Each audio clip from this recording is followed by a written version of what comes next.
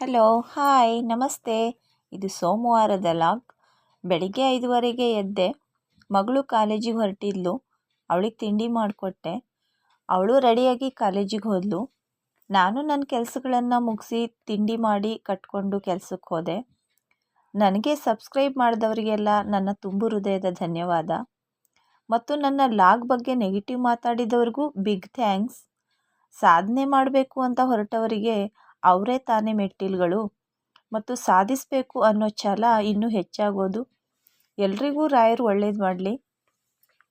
ನಾನು ನಮ್ಮ ಜನಾಂಗದ ಹಬ್ಬ ಹರಿದಿನಗಳ ಬಗ್ಗೆ, ಅದರ ವಿಶೇಷತೆ ಬಗ್ಗೆ, ನಮ್ಮ ಉಡುಗೆ ತೊಡುಗೆಗಳ ಬಗ್ಗೆ ಮುಂದಿನ ದಿನಗಳಲ್ಲಿ ಸಂಕ್ಷಿಪ್ತವಾಗಿ ತಿಳಿಸಿಕೊಡ್ತಾ ಹೋಗ್ತೀನಿ. ನೀವಿನ್ನೂ ಸಬ್ಸ್ಕ್ರೈಬ್ ಮಾಡ್ಕೊಂಡಿಲ್ವಾ? ಹಾಗಾದರೆ ಸಬ್ಸ್ಕ್ರೈಬ್ ಮಾಡಿ ಆಯಿತಾ? ಕೆಲಸ ಮುಗಿಯೋಷ್ಟರಲ್ಲಿ ಇವತ್ತು ಸ್ವಲ್ಪ ತಡ ಆಯಿತು. ಹುಡುಗರು ಬೈಕಲ್ಲಿ ಕರ್ಕೊಂಡು ಬಂದರು. ಅವಸರವಾಗಿ ಬರ್ತಾ ಇದ್ದೀವಿ, ರೈಲ್ವೆ ಗೇಟ್ ಹಾಕಿಬಿಟ್ಟಿತ್ತು. ಟ್ರೈನ್ ಹೋಗೋ ತನಕ ಕಾದು ಬಂದಿದ್ದಾಯಿತು. ಮಗಳು ಕಾಲೇಜಿಂದ ಬಂದಾಗ ಮಸಾಲೆ ಪುರಿ ತಂದಿದ್ಲು. ಇದಾಗಿತ್ತು ನನ್ನ ಇವತ್ತಿನ ಲಾಗ್. ಮ ಗೋರ್ ಬಂಜಾರ್ ಹಾವ. ಜೈ ಸೇವಾಲಾಲ್ ಬಾಪು, ಜೈ ಮರಿಯಮ್ಮ ಯಾಡಿ.